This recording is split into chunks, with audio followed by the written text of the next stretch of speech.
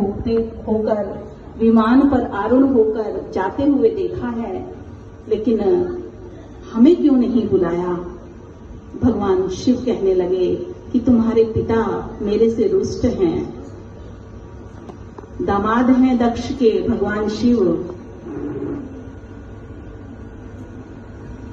तो कहने लगे कि भाई कोई बात नहीं, भूल गए होंगे, किसी कारण नहीं बुलाया तो कोई बात नहीं। लेकिन सती को तो नींद नहीं आ रही।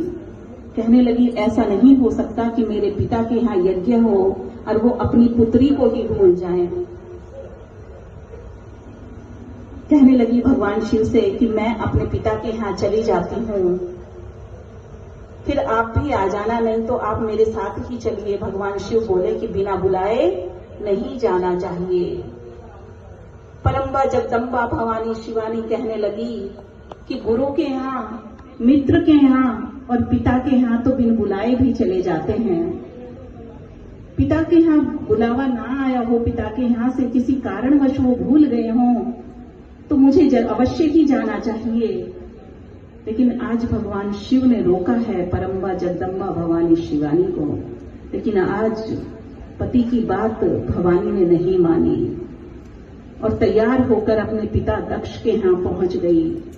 जब देखा कि सारी तैयारी यज्ञ की हो रही है, कि यज्ञ भी दक्ष ने भगवान शिव को नीचा दिखाने के लिए रचाया था, क्योंकि एक बार सभा में क्या हुआ कि दक्ष गए और भगवान शिव अपनी साधना में लीन थे। दक्ष ससुर थे, उन्हें देखकर खड़े नहीं हुए। बस इतना ही था कि दक्ष को वो बात बहुत बुरी लग गई और आज शिव का अपमान करने के लिए यज्ञ का आयोजन किया है। भवानी शिवानी जब अपने घर पहुंची तो पहुंचकर देखा कि और जो बहनें हैं उनके पतियों का पूरा आदर सम्मान हो रहा है, उनका पूरा सत्कार हो रहा है, सब सज धज कर अपने पतियों के साथ आई हुई हैं और भवानी शिवानी अकेली पहुंची थी। शिव के लिए कोई स्थान भी नहीं रखा गया था कि यज्ञ में वो यहाँ बैठेंगे। किसी ने पूछा भी नहीं कि तू अकेली आई है, शिव कहाँ है, हमारे जमाता कहाँ हैं। भवानी शिवानी से वहां अपमान सहन नहीं हुआ। ससुराल में अपमान होता तो सह लेती, लेकिन मायके में पति का अपमान हुआ तो आज परम्बा जगदम्बा से सहन नहीं हुआ।